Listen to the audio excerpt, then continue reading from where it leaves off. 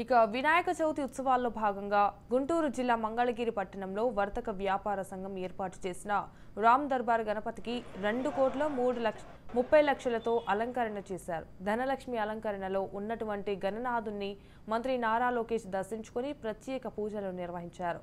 అనంతరం గత 19 సంవత్సరాలుగా గణేష్ ఉత్సవాలు నిర్వహిస్తున్నామని నిర్వాహకులు సంక బాలాజీ గుప్తా తెలిపారు. సంవత్సరం 2 కోట్లు అండి. ఈ సంవత్సరం 2,30,00,000. ఎందుకంటే జనం కూడా వ్యాపారస్తులు కూడా మా డబ్బులు తీసుకొని దేవుడి దగ్గర పెట్టి మాకు ఇవ్వండి అని చెప్పడం జరుగుతుంది. వాళ్ళ సంతోషం కూడా మేము కాదనుకుంటే దేవుడి దగ్గర వాళ్ళకు కూడా ఏంటంటే సెంటిమెంట్గా కలిసి వస్తుందనే ఉద్దేశంతో మాకు ఇవ్వడం జరుగుతుంది. అదేవిధంగా ఆ డబ్బులు మళ్ళీ ఎవరి వాళ్ళకి ఇచ్చేస్తాం. దాదాపు 2 నెలల ముందు నుంచి కొత్త నోట్లు తీసుకొని బ్యాంకుల్లో అవన్నీ మా ఫ్లవర్స్ లాగా చేయటం. మరి వీళ్ళందరూ దాదాపు పొద్దున్న పూట సాయంకాలం 7-8 నుంచి అర్ధరాత్రి 2 వరకు కూడా ఎంతో కష్టపడి భార్యాభర్తలను వదిలిపెట్టి పిల్లలను వదిలిపెట్టి ఇక్కడికి వచ్చి చేసి మాకు సంతోషం చేస్తాం.